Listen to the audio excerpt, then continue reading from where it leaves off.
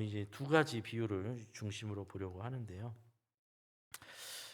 저희가 지금 이제 천국 비유를 보고 있는데 사실 생각해 보면 이제 죽어서 가게 되는 천국이잖아요. 저희가 이제 죽어서 간 영원한 이제 천국. 우리가 육신으로서는 이 지금의 이 육신으로서는 못 가는 죽어서 가게 되는 천국에 대해서는 말할 수 있는 사람이 아무도 없어요. 그것을 뭐 경험하거나 그것을 뭐 탐방하고 오거나 뭐 이런 사람이 있을 수가 없습니다.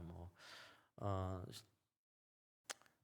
뭐 누군가 이제 뭐 환상 가운데 기도하다가 환상 가운데 보고 뭐 이런 일들은 각 뭐 예전에 뭐 그런 일들이 있었지만 뭐 그것이 다 정확하다고 말하기가 어렵고 사도 바울조차도 자기가 그런 경험을 하고도 아 이건 내가 함부로 말할 일이 아니다라고 말할 정도로 그 사후에 일어나는 우리가 가는 그 영적인 세계, 영적인 하나님의 나라는 우리가 지금 섣불리 다 표현하기는 어렵습니다. 상상이 대부분 상상을 해야 되는 상황들인데 예수님께서 말씀하시는 이 천국은 정말 예수님께서 말씀하신다면 그거야말로 우리가 귀를 기울여서 들어야 되는 이야기겠죠. 근데 이제 죽어서 가는 천국에 대해서는 저도 그 되게 궁금증이 저는 호기심이 많은 편이어가지고 예전부터 되게 고민을 많이 하고 지금도 고민되는 지점이 많습니다. 천국에 대해 생각하면 죽어서 가는. 근데 이제 그 중에 하나가 예전에 이제 어리다고 말하기에는 뭐 부끄럽고 젊은데 20, 30대 때 제 누구한테 털어놓지는 못하고 제 마음속에 있었던 천국에 대한 고민이 생각이 뭐였냐면 되게 창피한 얘기지만 유익이 있을 줄로 믿고 얘기를 합니다. 천국처럼 지겨운 데가 있을까? 그런 생각을 했었어요.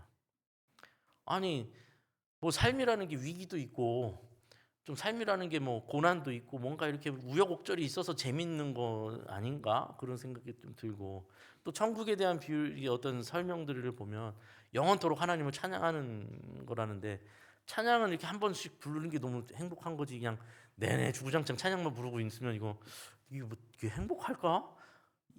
이런 굉장히 뭐랄까요 경건치 못한 말을 입 밖으로 내면 큰일 날 것 같고 속으로는 이거 누가 답도 못 해주고 천국 가면 그게 과연 재밌을까 행복할까 뭔가 내가 악한 짓을 하진 않아도 뭔가 세상에 이 막 온갖 이 막 일들이 일어나는 게 저는 뭐 그런 어떤 일들이 나름 그것도 나름 의미가 있고 재밌는 건데 그게 없는 그냥 모두가 하하 웃고 있는 이런 세상이 그게 그렇게 행복할까라는 생각에 빠져든 적이 있었습니다. 예. 지금 그렇게 생각한다는 얘기가 아니고요.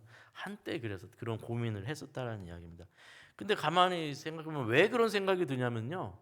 왜 그런 생각을 하게 됐냐면 저는 이제 제가 깨달은 건 뭐냐면 우리가 죄 가운데 완전히 젖어 있기 때문에 그런 생각을 하는 겁니다. 상상이 안 되는 거예요. 죄와 죄로 인한 파괴와 고통이 없는 세상을 우리는 경험해 본 적이 없고 그것을 어떻게 간접적으로도 알 방법이 없어요. 지금 우리가 겪고 있는 모든 이 삶의 모든 문제들은 다 죄에 대한 인간의 죄에 대한 타락한 세상의 결과들이잖아요. 우리가 겪고 있는 고통은. 근데 그것이 없는 세상, 그런 고통이 없는 세상, 그러한 죄의 영향이 전혀 없는 세상을 우리는 상상을 못 하는 거예요. 상상을 못 하다 보니까 이 죄의 기준으로, 죄 속에 살아가는 기준으로 그 나라를, 하나님 나라, 영원한 그 천국을 생각해 볼 때는 그게 그렇게 영원토록 그게 재밌을 수 있나? 이런 생각의 한계 속에 있다라는 것이죠. 제가 이제 이따금 상담을 해보면 제가 청년 사역을 오래 했잖아요. 청년부에서 오랫동안 사역을 하면서 20년을 넘게 했는데 청년부 사역을 하다 보면 청년들하고 상담할 이제 이야기를 뭐 나눌 시간이 많은데 이야기하다 보면 의외로 가끔이라고 말하기에는 좀 더 종종 만나는 어떤 이제 이야기들이 있어요. 어떤 이야기냐면 나는 이제 비혼을 선택했다라는 결혼을 안 하겠다라고 결정한 청년들이 있어요. 생각보다 종종 있어요. 이게 뭐 할 얘기는 되게 많은 이제 주제긴 한데 제가 하는 건 어떤 한 부분을 말씀드리는 겁니다. 이제 뭐 다양한 이유가 있을 수 있는데 의외로 제가 이제 상담하면서 솔직한 마음으로 왜 결혼을 안 하기로 마음 먹었냐, 왜 결혼을 안 하려고 하냐라고 물어봤을 때 의외로 종종 이런 대답을 듣습니다. 되게 가슴 아픈 이야기인데 자기는 행복한 부부라는 것을 본 적도 경험한 적도 없다라는 거예요. 내가 성장하면서 우리 가정은 지옥과 같았다. 그래서 부모님을 보면 볼 때 내가 결혼이라는 걸 내가 하고 싶은 마음이 전혀 들지 않는다. 이 의외로 많아요. 그리고 그러다 보니까 이제 그게 이제 막 비난하는 말투만이 아니에요. 그게요. 그게 뭐냐면 자신이 없다예요. 나는 그래서 저한테 목사님 저는 좋은 남편이 될 자신도 없고 또 혹은 좋은 아내가 될 자신이 없습니다. 또 저는 좋은 부모가 될 자신이 진짜 없습니다. 저는 뭘 어떻게 되는지 아무것도 모릅니다. 제 마음속에는 원망과 분노만 있지 부모님에 대한 어떤 기쁨, 또 부러움 뭐 이런 게 하나도 없습니다. 그래서 저한테 심지어 이렇게까지 얘기하는 청년도 있었어요. 내가 결혼을 한다면 그 사람한테 죄를 짓는 게 될 겁니다. 이렇게까지 얘기를 하는 경우들이 의외로 많습니다. 생각보다 속마음 속에 뭐 다른 이유들을 딴 때는 되지만 진짜 속마음에는 결혼에 자신이 없어요. 그런 경우들이 있어요. 굉장히 가슴 아픈 이야기인데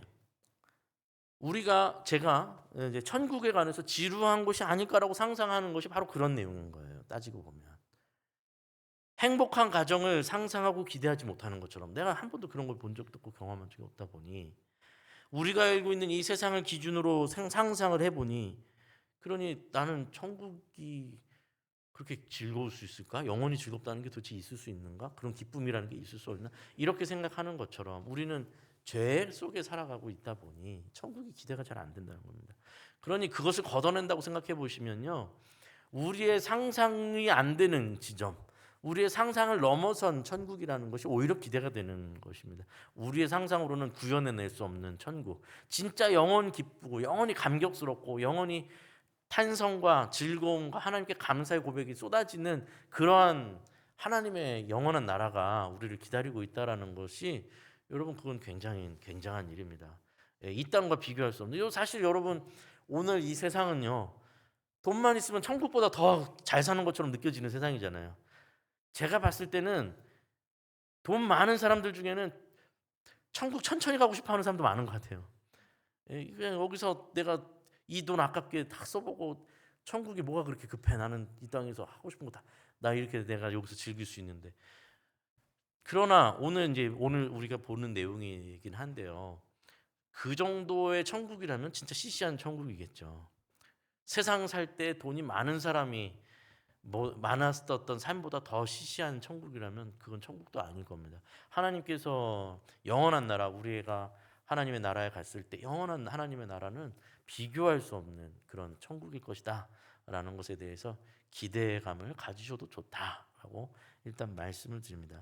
저희가 이 마태복음 13장은 이제 그러나 좀 더 천국에 대한 본질적인 이야기, 더 근원적인 이야기였죠. 현실로 돌아와서 천국은 죽어서만 가는 곳이 아니라 우리가 예수 그리스도를 영접하고 믿음으로 우리가 하나님의 통치 아래 들어가는 것이 이미 하나님 나라의 시작, 천국의 시작이라고 말씀드렸어요. 그 마태복음 13장은 어떻게 예수님께서 비유를 계속 말씀하셨습니까? 천국은 마치 땅에 뿌려지는 씨앗과 같은 것이다. 그렇게 말씀하셨죠. 그 뿌려지는 씨앗은 하나님의 말씀이고 하나님의 뜻과 말씀이고 그 말씀이 우리 마음속에 들어와서 우리 마음속에서 새로운 생명으로 그렇죠? 그 죽어있던 땅이 생명으로 인해서 자라나고 30배, 60배, 100배 열매를 맺는 나무로 성장하는 그런 놀라운 일이 일어나는 것이 천국이다. 그것이 하나님 나라의 말씀으로 시작돼서 우리의 변화가 되는 것이다.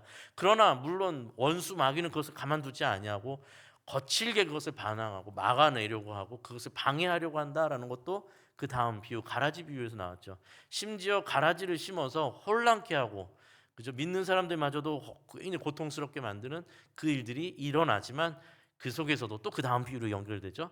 그럼에도 불구하고 겨자씨 하나 같았던 그 천국은 거대한 나무가 되어서 새들이 와서 깃들이는 그런 하나님의 나라는 막을 수 있는 것이 아니고 작아 보이고 보잘것없어 보였던 그 하나님의 나라 그 말씀으로부터 시작되었던 우리의 변화가 어마어마하게 큰 하나님의 역사를 이루는 귀한 일이 된다라는 말씀으로 이어져서 우리가 천국에 대한 이해를 해왔던 것이죠. 그리고 나서 오늘 이제 본문으로 이어지는 오늘 비유로 넘어옵니다. 오늘 비유에서 두 가지 비유를 저희가 살펴볼 텐데 밭에 감추인 보화에 대한 이야기와 그 다음에 좋은 진주를 구하는 장사꾼의 비유입니다. 둘이 본질상 같기 때문에 그래요. 44절 말씀 보면 예수님께서 천국은 마치 밭에 감추인 보화 같다라고 말씀하십니다. 그리고 그 비유를 좀 더 구체적으로 계속 펼쳐 주셨는데 어떤 사람이 밭에서 일을 해요. 그 밭에서 뭐 이렇게 일을 하다가 뭔가 덜커닥 이제 걸리는 거죠.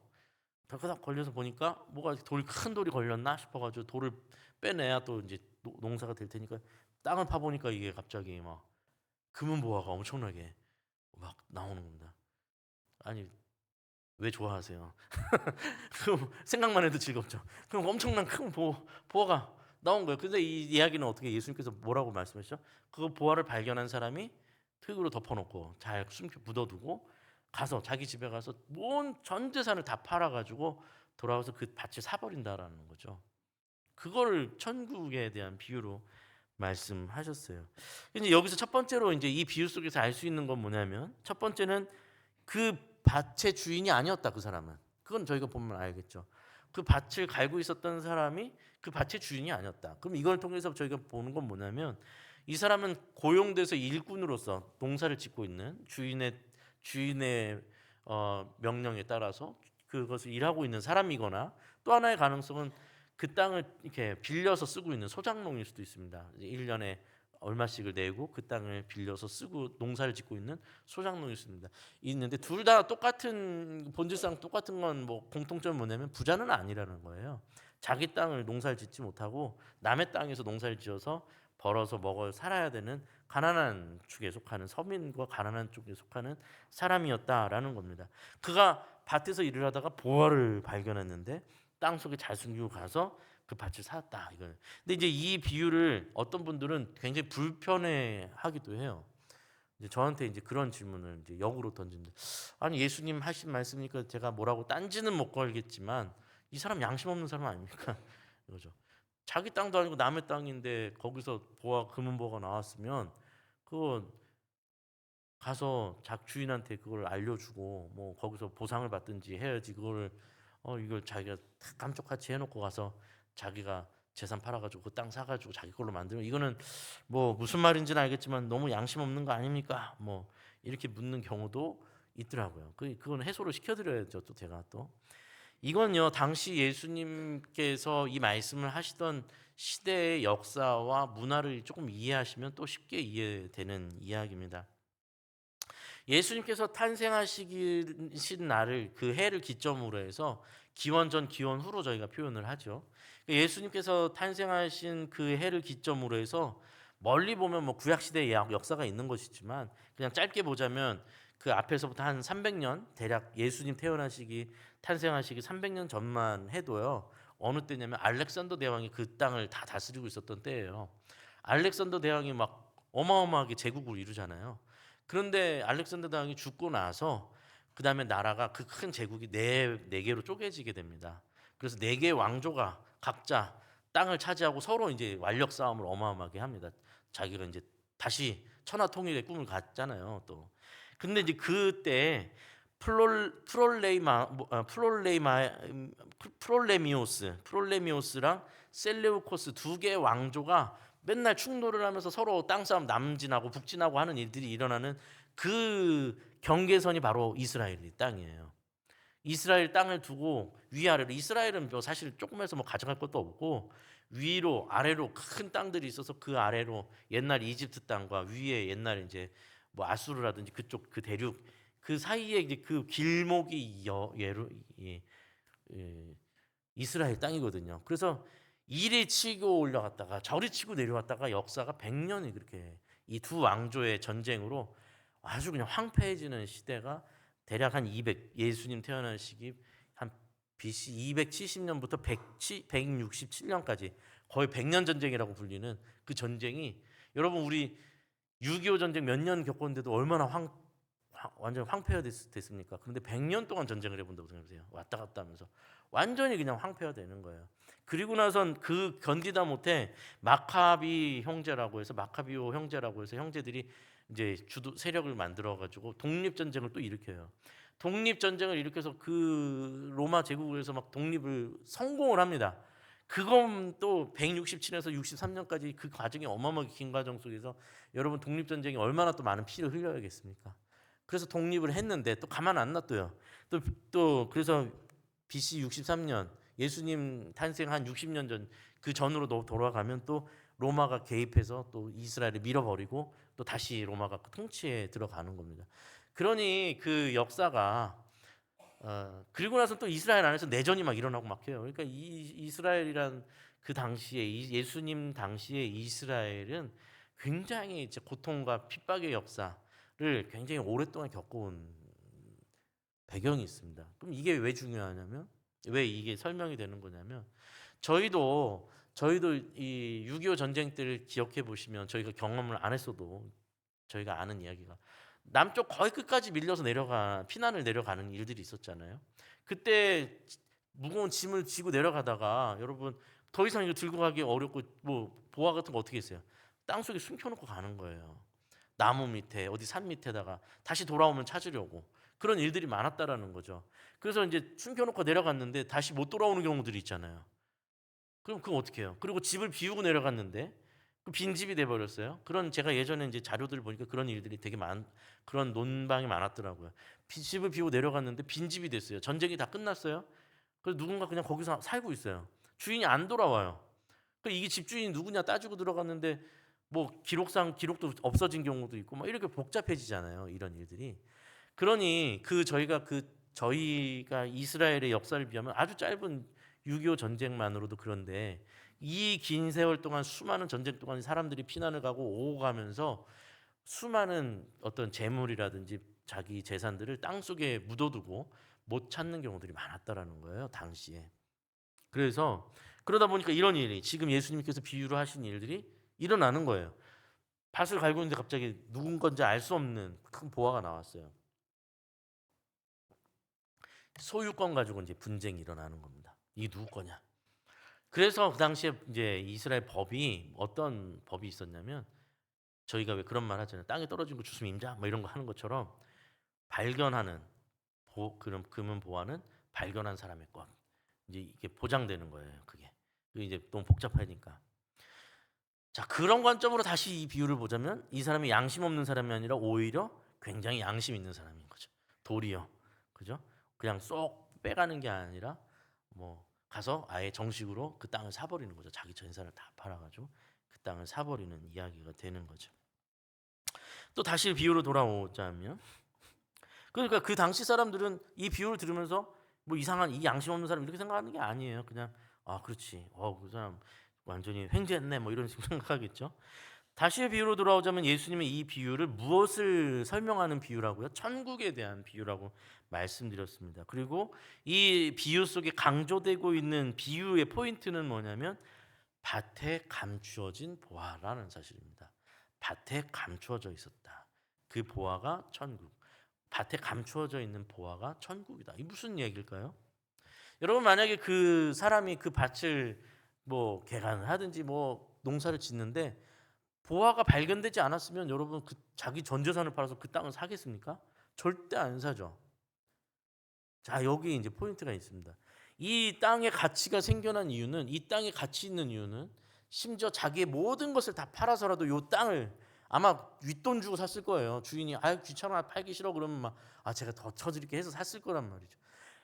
그 땅을 살 수 있는 그 땅을 사야만 하는 그 가치는 어디서 나오냐면 그 속에 숨겨져 있는 보물이라는 거죠. 그렇죠? 그러니까 천국은 무엇이냐? 예수님께서 비유하고 있는 이 강조되고 있는 감추어진 보화라는 것의 의미는 뭐냐면 자기가 숨겨놓은 것도 아니고 발견하고 주어지는 것인데 그것을 알기 전까지는 아무것도 아닌데 알고 나면 자기 재산 다 팔아서도 무조건 사야만 하는 가치 있는 땅. 예. 이걸 다시 말하면 좀 더 깊게 생각해서 뒤집어 생각해 보자면 우리의 가치 체계 속에서는 보이지 않는 가치라는 겁니다. 제가 아까 처음에 말씀드린 것처럼 천국이 뭐 그렇게까지 가치 있겠어라고 착각하는 것처럼 도저히 세상 기준으로는 알 수 없는 것, 세상의 기준으로는 숨겨진 가치, 하나님 나라, 하나님의 통치는 그 안에 들어가기 전까지는 그 가치를 알 수가 없다라는 거예요. 드러나기 전까지, 그것을 볼 수 있기 전까지는 그게 뭐 그렇게 천국 가는 게 좋아? 뭐 이런 식이나 얘기하고 있는 거예요. 그러나 정작 천국을 경험한다면, 천국을 안다면 절대로 모든 걸 다 바쳐서라도 반드시 취해야 되만 하는 반드시 소유해야만 하는 것이 천국이다라는 것입니다. 그 가치에 대해서 말씀하시는 겁니다. 그리고 그 다음에 나오는 비유가 있죠. 천국은 마치 좋은 진주를 구하는 장사와 같으니 극히 값진 진주 하나를 발견하며 가서 자기의 소유를 다 팔아 그 진주를 사느니라. 이게 이제 두 비유에는 차이점들이 극명한 차이점들이 있긴 합니다. 뭐냐면 첫 번째 비유는 뭐였습니까? 그 농사를 짓고 있었던 가난한 사람의 비유이었죠. 그렇죠? 자기 땅이 없었던. 근데 여기서 나오는 좋은 진주를 구하는 장사꾼은요, 당시에 좋은 진주를 찾아가지고 그것을 고가에 매입해서 또 더 고가에 팔 거 아니에요. 이 장사를 하는 사람은 웬만한 장사꾼들이 할 수 있는 일이 아니었어요. 그 자본도 커야 되고 그것을 살 만한 사람들이 돼야 되잖아요. 그러니까 이 사람은 거상이라고 보통 거상이라고 표현할 만한 부자 상인입니다. 근데 부자 상인이 그 다르죠. 뭐 가난했던 농부와 부자 상인. 또 하나의 차이는 뭐냐면 농부는 우연히 자기가 생각하지 못했던 농사 짓다가 우연히 그 보화가 확 발견되는 일이라면 이 상인은 좋은 진주를 찾아 헤매는 사람입니다. 좋은 진주를 찾아서 막 살려고 돌아다니는 그 사람이라는 점에서 적극적으로 그것을 찾아다니는 사람이라는 것에서 또 차이점이 있습니다. 그래서 두 비유가 차이점도 그런 면에 있어서 두 사람의 어떤 정체성, 그 사람들의 어떤 태도는 굉장히 차이가 나요. 그러나 예수님께서 이 비유 두 가지 비유를 하신 말씀은 본질적으로는 같은 비유가 됩니다. 왜 그런가? 왜냐하면 지금 보기에는 이 상인이 농부에 비해서는 훨씬 더 부자고 또 적극적으로 본인이 찾는 어떤 행동을 하고 있기 때문에 달라 보일지 모르지만 보화가 발견됐던 농부한테나 여기서 나오는 비유 극히 귀한 극히 값진 진주를 발견한 상인이나 그 진주 앞에서나 이 보화 앞에서 둘은 똑같은 존재가 돼 버립니다. 무슨 존재가 돼요? 그걸 살려면 모든 걸 다 팔아야 되는 존재예요. 이 사람이 아무리 부자라도 이 진주 하나를 사기 위해서는 거지가 돼야 되는 거예요. 네, 쉽게 말하면 거지가 돼야 돼요. 다 팔아야 돼요. 여윳돈 종잣돈으로 살 수 있는 게 아니에요. 이 진주는 있는 것 다 팔아서 모든 것을 다 내놔야 얻을 수 있어요. 그래서 만약에 이 두 사람이 비유긴 하지만 이야기 속의 인물이지만 두 사람이 만난다면 둘의 신분이나 아니면 물질적 삶의 수준은 굉장히 격차가 있는 사람일 거예요.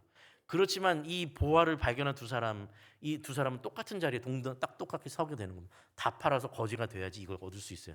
그리고 이걸 얻는 순간에는 둘 다 똑같이 비교할 수 없는 가치를 가진 사람이 되는 겁니다. 모든 것을 다 팔아서도 가질 수 있는 가치.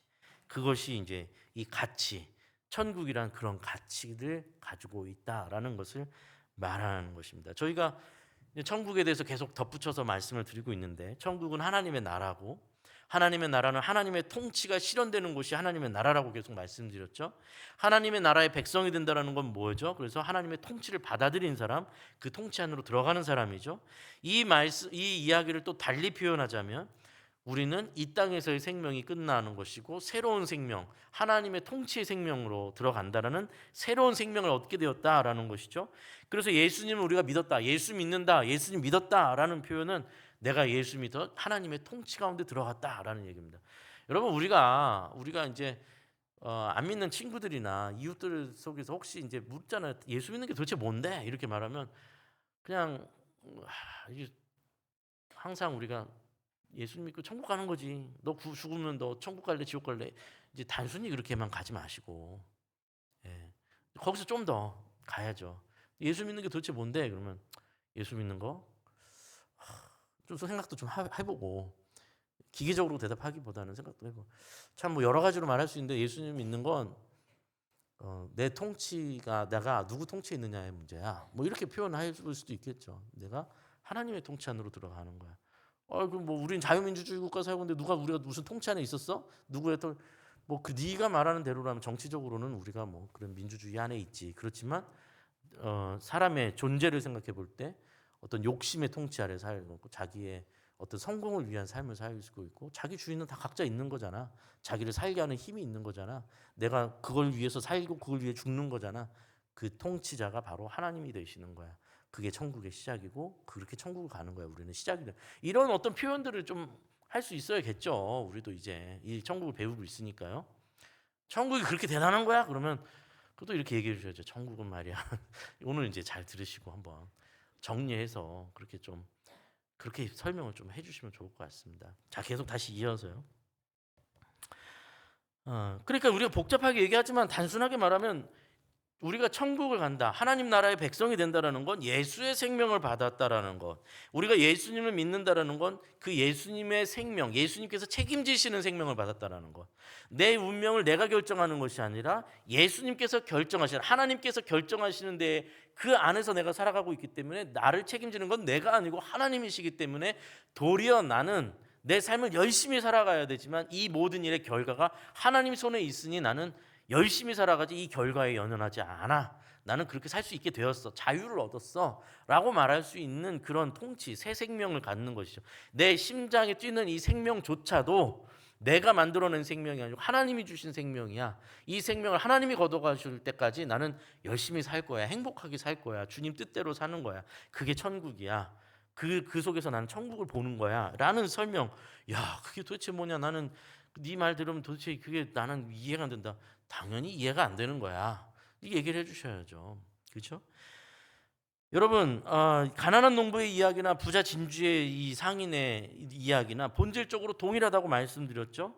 이들이 보아를 만나자 자기가 갖고 있는 것은 아무것도 아닌 게 돼버리는 겁니다. 전 재산이 아무것도 아닌 거예요. 이거 다 팔아서라도 무조건 가져야 되는 그것이에요. 그것이 바로 천국이다. 가난한 농부나 부자 상인이나 하나님 나라 앞에서는 근본적으로 가난한 자다라는 것이죠. 아무리 많은 것을 갖고 있다 할지라도. 그리고 자신의 것을 다 내어놓아야 하는 사람이 되는 것이고, 그럴지라도 그것이 전혀 아깝지 않은 가치를 가지게 되는 것이고, 모두 내놓고 가져야만 하는 것이 바로 천국이다. 그것이 하나님 나라다라는 사실입니다. 천국이란 그런 것입니다. 하나님 나라는 여윳돈으로 사는 것이 아닙니다. 오늘날 기독교의 병폐 중에 하나, 기독교가 허물어지는 가장 큰 한 축 중에 하나는 기독교가 액세서리화되고 있다라는 것입니다. 교회 다니는 건 액세서리 같은 겁니다. 내 삶에 보험 하나 더 들어놓는 것입니다. 죽었을 때 혹시 지옥 갈까 봐 들어놓는 보험. 그 정도의 문제가 아니다라는 것입니다. 이 땅에서 이미 천국을 경험하지 못한다면 여러분, 죽어서 연결되는 천국이 어디 있겠습니까? 이 땅에서 하나님의 통치가 내 안에서 시작되어야 된다라는 것입니다. 이 하나님 나라는 어떤 여윳돈으로 가는 게 아닙니다. 교양이 있고 어떤 덕목으로 하나님 나라에 들어가는 것이 아닙니다. 우리는 하나님 앞에 완전히 가난한 자입니다. 우리 모든 것을 팔아서 드릴 때 은혜로 우리에게 주어지는 것입니다. 그럼에도 불구하고 모든 것을 다 팔아서 하나님의 나라를 취한다는 것은 어떠한 상대적인 가치로 비교할 수 없는 절대적 기쁨이요 감사입니다. 여러분 상상해 보세요. 이 두 사람, 농부와 상인이 진짜 결국 조마조마하면서 밭을 안 팔면 어떡할까 해가지고죠. 안 팔면 어쩌나 하면서 조마조마하다가 결국 그 사람이 뭐 그거 사겠다고 이렇게까지 난리야. 가져가요 하면서 뭐 문서를 받았다든지 아니면 진주도 못 알아보는 거잖아요. 다른 사람들이 지금 그거를. 그래서 그걸 이걸 뭐 이렇게까지 그렇게 탐내? 그러면서 샀을 때 그거 기사 안 나게 하려고 얼마나 또 귀한 천으로 막 꽁꽁 싸가지고 나왔을 때 둘의 반응이 어땠을 거라고 생각하세요? 이제 돌아갈 집도 없어요. 다 팔아가지고. 예? 아유 내가 미친 짓을 했네. 한다든지 내가 그거 사지 말고 좀 기다렸다가 더 좋은 거 나올 수도 있었는데, 이러한 감정이라면 이렇게 할 수 있는 행동이 아니에요. 다 팔아버린다라는 거. 명확한 거예요. 다 팔아도 이건 못 구하는 거다라는 걸 아는 거죠. 그러니까 이걸 가진 사람, 두 사람의 반응이 어땠을 거라고 생각하세요? 밖에 나오자마자 이거 내가 괜한 짓 한 거 아니야? 이런 분위기가 아닐 거예요. 껑충껑충 뛰면서 막 만세를 불렀을 거란 말이에요. 그렇죠? 막 진주를 손에 들고 막 이게 또 위험하니까 주머니 넣고 뭐 이랬을 거 아니에요. 막 너무 행복해서. 비교할 수 없는 것을, 무엇으로도 살 수 없는 걸 가지게 됐다는 얘기예요. 제가 왜 여러분 이걸 지금 그냥 어떻게 보면 유치원생이나 초등학생도 이해할 만한 얘기를 왜 계속해서 반복하고 계속 하고 있다고 여러분 감이 잡히십니까? 왜 제가 이 이야기를 왜 이렇게까지 계속 반복하면서 강조하고 있을까요? 여러분, 우리가 예수를 믿게 되었다는 사실이 바로 농부와 상인이 보화를 얻고 진주를 얻게 된 그 일이라는 얘기예요. 예수를 믿은 것이 보상이라는 얘기예요. 예수를 믿고 하나님의 나라의 백성이 되었다라는 사실이, 세상의 기준으로 살던 내가 모두 다 내려놓고 하나님 앞에 내려놓고 하나님 기준으로 살게 된 이 사실 자체가 그렇게 공중공중 뛰면서 기뻐할 일이고 막 어쩔 줄 몰라서 감사하고 감격해야 하는 바로 그 일이 하나님 나라에 살아가는 것, 하나님 통치 아래 살아가는 것, 그 통치를 누리며 살아가는 것이 천국이다라는 말씀입니다, 여러분. 그것이 바로 믿음의 보상인 거예요. 이거 뭐 당연한 얘기가지고 왜 이렇게 또 열을 내시냐? 정말 그러하냐 말입니다. 많은 사람들이 예수를 믿어주는 것처럼 믿어요. 주님, 내가 믿어드릴 테니까, 아시죠? 기브 앤 테이크 해야 됩니다. 제가 예수님 믿어드릴 테니 제가 오늘 기도하는 거, 간절히 기도하는 거, 이거 놓치시면 안 됩니다. 이렇게 기도를 하는 경우가 너무 많아요. 내 믿음 내놓을 테니 책임져 주십시오. 내 믿음 내놓을 테니 그에 상응하는 보답을 주십시오. 예수님 잘 믿어드릴 테니까 내 삶의 현실을 바꿔달라고 기도를 하기 시작합니다. 내가 여윳돈 이만큼 내놓았으니까 하나님이니까 더 큰 거 주셔야죠. 이렇게 기도를 한단 말이죠. 그게 믿음이라고 생각한단 말이죠.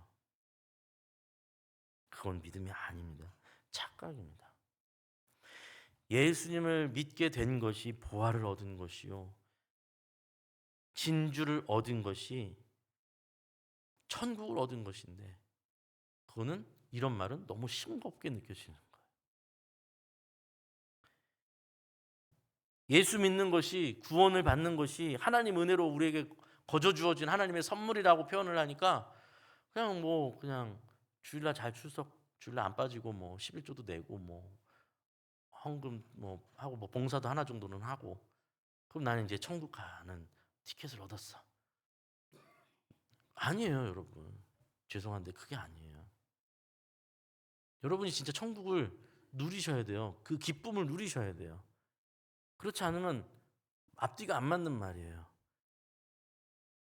너무 행복해야 돼요. 자, 이 부분을 우리는 얘기를 해야겠죠. 예수 믿는 것보다 예수님을 믿어서 얻을 세상의 보상을 위해서 산다면, 근데 그런 경우가 너무 많고, 그래서 받는 어떤 보상을 간증하고 다니잖아요, 사람들이.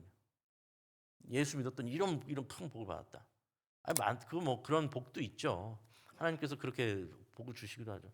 근데 또 참 말하고 싶지 않은 수많은 안 좋은 사례들이 있잖아요. 그렇게 간증하고 다녔던 사람들이 알고 보니까 뭐예요 도대체? 그 사람은 천국을 살고 있지 않았는데 말이죠. 우리는 자꾸만 눈에 보이는 화려하고 세상의 기준으로 봤을 때, 제가 부끄럽지만 제 고백을 한 것처럼, 아니 이 세상처럼 뭔가 이렇게 우여곡절도 있고 악한 사람도 있고 이래야 재밌는 거 아니야를 오히려 추앙하고 있는 것 같은, 하나님 믿어서 받게 되는 보상도 또 그런 어떤 인간적이고 어떤 물질적인 화려한 어떤 그런 것을 기준으로 생각하고 있었다면 그건 잘못된 신앙이고, 그걸 또 얻지 못하면 이제 나는 하나님한테 이렇게 내놨는데 하나님 나한테 이렇게 하실 수 있습니까? 막 징징거리기 시작하는 거죠. 내가 하나님한테 어떻게 했는데 이런 소리 하고 억울합니다 이러고 있죠. 그 억울합니다를 들어주실 하나님이 있는 게 그게 어떤 일인지 그 가치를 모르는 거예요. 저희가 오늘 어버이주일이니까 철이 없을 때는 아버지가 지갑으로 보이고 엄마는 가정부로 보여요. 어렸을 때 엄마는 내 빨래 해주는 사람, 엄마는 내 밥 해주는 사람, 아빠는 나 맛있는 거 사주는 사람. 그게 맞습니까? 그렇게 시작은 하죠. 그러나 부모님을 겪고 인생을 살아가면서 점점 깨달아서 눈이 열리면서 그게 아니잖아요. 내가 짜증날 때 와서 얘기할 수 있는 사람, 내가 힘들 때 와서 왔을 때 밥상 차려주시는 엄마, 등 두들겨 주시는 아버지, 말없이 용돈 쥐어주시는 아버지가 돈의 문제가 아니라 나 이렇게 사랑해 주시는, 이 철없고 못났던 나를 이렇게 기다려 주셨던 그 아버지의 존재, 어머니의 존재가 사실은 위대한 거잖아요. 그걸 볼 줄 모르면 여전히 교회 다니면서 돈 내놔요 아버지, 어? 빨래 좀 해놓으세요 어머니, 이런 신앙을 갖고 있다면 우리는 천국을 잘 못 누리고 있다라는 얘기예요. 어제 토요일인데 점심 식사를 우리 교회 장로님 중에 한 분과 같이 식사를 하게 됐습니다. 뼈해장국집에서 맛있게 뼈해장국을 먹으면서 일상적인 이야기들을 이렇게 나누다가 이런 주제의 이야기가 나왔습니다. 살면서 느끼는 것을 이제 이야기한 건데, 물론 부모와 자식의 관계만큼 더 뭐랄까요, 이 결속되어 있는 관계라고 할까요? 부모와 자식의 관계만큼 진한 관계는 뭐 세상에 핏줄을 나눈 관계는 뭐 더 이상 뭐 어떤 관계가 끼어들 틈이 없는 그런 관계죠. 그런데 생각해 보면 이제 그런 얘기를 한 거예요. 정말 생각해 보면 나에게 있어서 가장 정말 귀한 사람이 누군가를 생각해 보면, 물론 자녀들이나 부모님 당연한 얘기지만 정말 귀한 사람이 누군가 하면 피 한 방울 섞이지 않았지만 나와 함께하고 있는 배우자가 정말 귀한 사람이구나를 이제 이야기를 나누게 된 거예요. 정말 배우자야말로, 내 아내야말로, 내 남편이야말로 정말 세상에 귀한 사람이다 라는 이야기를 이제 주고받게 되었습니다. 가장 그래서 귀하게 여겨야 될 사람도 아내, 남편이고, 또 그렇기 때문에 사실은 가장 예의를 갖춰서 대해야 될 사람도 아내이고 남편인데, 근데 이제 우리는 너무 같이 있다 보니까 또 살다 보면 서로 밑바닥을 보고, 그죠? 또 그렇게 처녀 총각 때는 멋지게만 보였던 사람이 막 배도 나오고 머리도 빠지고 막 그러면서 머리도 하얘지고 막 이러면서 이제 매력이 없어지면서 막 실망감, 뭐 살다 보면 실망감들이 막 있으면서 가볍게 여기고 쉽게 여기는 일들이 세상에서 많이 일어나고 있는 일이라는 거죠. 그런데 사실은 그러면 안 되는 것이고, 정말 이렇게 혈연도 아닌 사람이 평생 나와 인생을 같이 나와 함께 걸고 이 삶의 운명이라는 것을, 뭐 우리는 운명이라는 표현을 쓰지 않지만 우리의 삶을 전체를 걸고 평생을 같이 동반하는 이 관계는 너무 귀한 사람이죠. 이제 이런 이야기를 이제 주고 받았어요. 여러분 생각해 보면 만족스러운 배우자가 어디 있습니까 세상에? 그 나라는 존재를, 나라는 사람을 가운데 중심에 두고 나를 중심으로 아내를, 남편을 바라보면 진짜 거짓말 할 게 아니잖아요. 뭐가 보여요? 단점밖에 안 보여요, 사실. 왜 단점밖에 안 보이냐면 내가 중심이니까. 나보다 빠르면 급한 사람이 되는 거고 나보다 느리면 게으른 사람 되는 거거든요. 그렇잖아요. 나보다 좀 흥분하면 잘하는 사람이 되는 거고 나보다 좀 침착하면 우울한 사람 돼 버리는 거예요. 내가 기준이니까 인간이. 답답한 거예요. 아유 왜 그래? 답답한 거죠. 싫은 거예요. 살다 보면 부딪히는 거예요. 비난할 것만 보이고 꼴 보기도 싫은 존재가 되는 거예요. 그건 내가 중심이 되면 그럴 수밖에 없어요. 상대방의 단점밖에 안 보이니까요. 그러나 행복한 부부 생활을 이어가는 사람들의 특징이 뭐냐? 행복한 부부 가정을 이루어서 살아가는 사람들의 특징이 뭐냐면 나를 중심에 두고 배우자를 옆에 두는 게 아니라 배우자를 중심에 두고 내가 그 배우자 옆에 있는 사람이라고 생각해 보는 거예요. 저 사람 기준으로 볼 때 나는 얼마나 답답한 사람인가? 저 사람 기준으로 볼 때 나는 얼마나 급한 사람인가? 저 사람을 중심에 두고 나를 보면 그 사람한테 나는 안 맞는 사람이에요. 근데 그 사람이 데리고 살아주는 거예요. 우리는 착각하죠. 내가 너 데리고 사니까 너가 사는 거지. 나 아니면 널 누가 데리고 사냐? 착각하고 사는 거죠. 그 사람이 나를 데리고 산다 생각하면 고마운 사람이에요. 나 같은 사람도 데리고 살아주는 거예요. 아이 누가 봐도 저 사람 문제가 있고 세상 사람들도 옆에 있는 주변 사람들도 나보다는 저 사람이 문제가 많다고 하는데요, 목사님. 잘 생각해 보세요. 그럼 왜 그 사람 하나님 여기서 나한테 묶어 주셨는가? 저는 이렇게 단언할 수 있습니다. 내가 얼마나 안 꺾이는 사람이면 그런 사람 세워놓고 날 꺾으시는가를 생각하셔야죠. 내가 얼마나 안 변하는 사람이면 그렇게 강적을 옆에다 세워놓고 나를 묶어놓으셔서 나를 변화시키시는가를 보셔야죠. 예. 원래 악녀가 철학자를 만든다고 하거든요. 예. 악한 부인을 만나면 철학자가 생겨난대잖아요. 그러니까 내가 중심에 있으면 행복은 오지 못합니다. 행복한 부부 생활도 오지 못하고 나를 중심에 두고 자녀를 보면 아까워요. 시간도 아깝고, 내 시간 다 뺏기는 것 같고, 내 젊음 다 뺏기는 것 같고, 네 인생 네가 알아서 살아 임마, 이렇게 되는 거예요. 다시 설교에 처음으로 돌아가자면요, 여러분 기억하시죠? 제가 청년부 사역을 오래 하면서 의외로 그런 청년들을 많이 본다고 했죠. 결혼에 자신이 없는 청년. 다른 이유들은 이제 또 많지만은 일단 그런 얘기 다 빼고 요 부류의 청년들. 다른 이유가 아니라 좋은 남편이 될 수 있는, 좋은 아내가 될 수 있는, 좋은 부모가 될 자신이 없다고 말하는 청년들, 진짜 얘기 들을 때 너무 가슴 아파요. 저는 이제 보통 그렇게 말하죠. 당 자매가, 형제가 그렇게 경험했으니 그 반대로 하면 된다. 그리고 누구보다도 그것을 결핍을 알고 있으니 이게 얼마나 귀한 일인지 누구보다도 잘 알지 않느냐. 그러니 결혼하고 자녀를 낳아서 그 아내에게, 그 남편에게, 그리고 그 자녀에게는 그것을 경험하지 못하도록 행복한 가정, 행복한 부부 생활을 만들어내는 게 인생의 소명일 수도 있다. 저는 그렇게 이야기를 해줍니다. 우리가 가정을 천국으로 만드는 일이 얼마나 소중한 일인지를 깨달으셔야 돼요.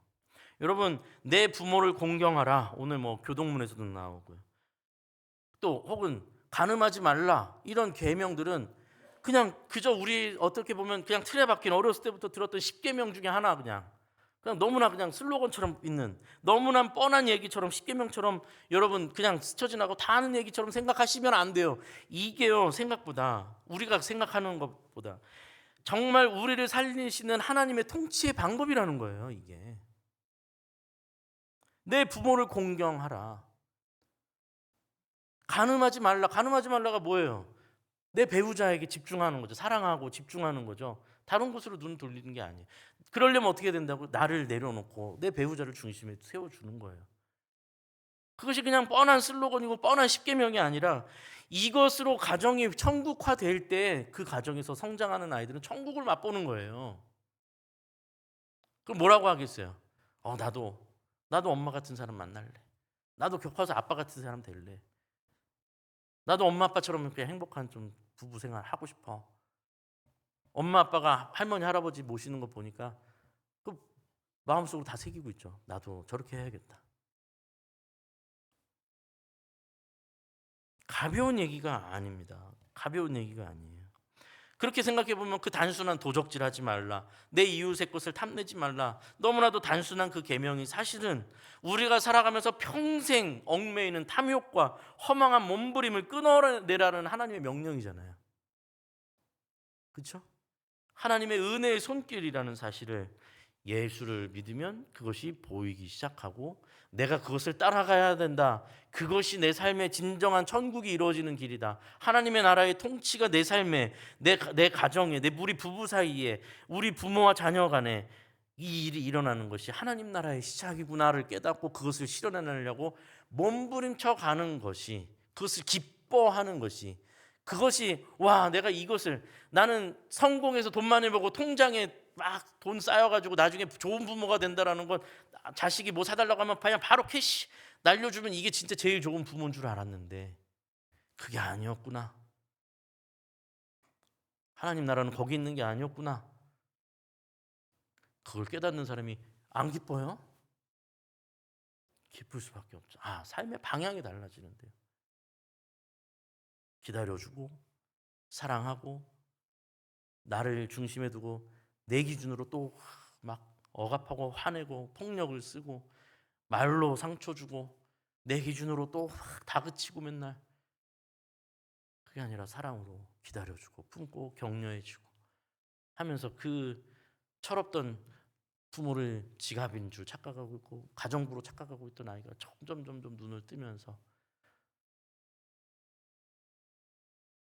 뭐 제가 이렇게 팔불출이라고 하죠. 보통 자기 자랑하는 거. 그렇게 싫으니까 얘기를 안 하려고 했는데, 저희는 아이들이 어려서부터 교육을 해가지고 이렇게 어버이날이나 혹은 뭐 생일이나 이런 편지를 쓰게 시켰어요. 어렸을 때부터. 근데 지금은 안 시켜도 자기들이 이제 어버이 주이 되면 이제 손편지를 씁니다. 아들 둘 다. 손편지를 쓰는데 뭐 어렸을 때는 뭐 뻔해요. 어렸을 때는 엄마 맛있는 거 해주셔서 감사합니다. 뭐 이런 거죠. 항상 어렸을 때 그러면 그림도 색 크레파스로 막 그리고. 근데 지금은 이제 뭐 고등학교 2학년 대학생이 되니까 이번에 또 편지를 받았는데 너무 감동이 많이 됐어요. 뭐 자랑하려면 끝도 없어서 너무 창피해서 못 하는데 제일 그 중에 하나가 이거였습니다. 저는 아빠 같은 사람이 되고 싶고 엄마 같은 사람 만나고 싶어요. 그거보다 더 감동적인 말이 어디 있어요? 네. 하나님께서 그렇게 우리 가정 안에 천국을 이루어 주시는 것을 볼 때 좋은 집에 사는 게 의미가 있는 겁니까? 무슨 의미가 있습니까? 좋은 차 타는 게 의미가 있는 겁니까? 무슨 의미가 있습니까? 천국이 어디서 시작되는지를 여러분 놓치지 마십시오. 천국의 가치를 밭에 감춰진 그것을 찾아내십시오. 좋은 진주 보시면 그건 저울질할 게 아니라 모든 걸 팔아서 사야 되는 것이 천국입니다. 내 삶을 내려놓고 하나님의 통치 안으로 들어오시는 것은 그 기쁨을 차지하는 일입니다. 하나님의 통치에 엎드리십시오. 예수님은 우리에게 그 천국으로 초대하시는 겁니다. 너의 모든 것을 다 팔고 와서 이 기쁨을 가지라 이겁니다. 새로운 생명을 얻으라라는 것입니다. 천국은 그렇게 내 상상 속에 파랑새를 쫓아가는 것처럼 찾아가는 것이 아니라 존재의 가치를 깨닫는 것입니다. 그 가치의 변화가 내게도 일어나는 것입니다. 내 안에서 이 죽어 있는 것 같았던 땅에 생명이 일어나기 시작하는 겁니다. 별 볼 일 없었던 것 같은 것이 막 5m짜리 거대한 나무가 되는 것입니다. 땅이 억울해한다고요? 이거 내 땅인데 왜 저 나무가 주인 행세야? 아닙니다. 너무너무 기쁩니다. 그 기쁨을 맛보시는 저와 우리 사랑하는 시흥평안교회 성도님들 되시기를 간절히 소원합니다. 기도하겠습니다. 하나님 아버지, 참으로 우리에게 하나님의 나라를 열게 하여 주신 하나님 주님 너무나 감사합니다. 우리가 눈이 감겨 있을 때에는 세상의 것이 세상의 눈에 현혹되는 것들이 가장 귀한 것으로 알고 있었고 소유하고 가지고 누리고 휘두르는 것이 그것이 이 땅에서 누릴 수 있는 또 천국이라고 착각을 하고 살았는데 주님을 알게 되고 주님의 생명을 받게 되니 정말로 세상이 말하는 것들은 다 부질없고 허망한 것들이요. 참으로 내 안에 일어나는 변화, 내 삶의 변화는 내 삶이 변화되어지는 변화, 나를 통하여 변화되어지는 내 가족들과 이웃들과 세상이 얼마나 귀하고 놀라운 것인지 하나님의 나라가 이렇게 커지고 있다는 것을 발견하게 해주시고 깨닫게 해주시니 참으로 감사드립니다. 우리의 모든 것을 주님 앞에 내려놓고 그 천국을 취하고 누리고 살아가는 저희들 되게 하여 주시옵소서. 이제는 우리 주 예수 그리스도의 은혜와 하나님의 무한하신 측량할 수 없는 크신 사랑과 성령님의 보호하시고 인도하시고 교통하심이 이 자리에 나와서 참으로 하나님의 그 크신 사랑 안에 우리 자신을 돌아보고 우리 가족들을 돌아보고 또 우리의 이웃을 돌아보며 우리를 통하여 하나님의 나라가 겨자씨 한 알에서 커다란 나무가 세워지는 것처럼 그렇게 우리의 삶을 변화시켜 주시기를 소원하는 여기 있는 모든 하나님의 백성들 자녀들 머리 위에 삶의 터전 위에 이제부터 영원까지 함께 해 주시기를 간절히 축원하옵나이다. 아멘.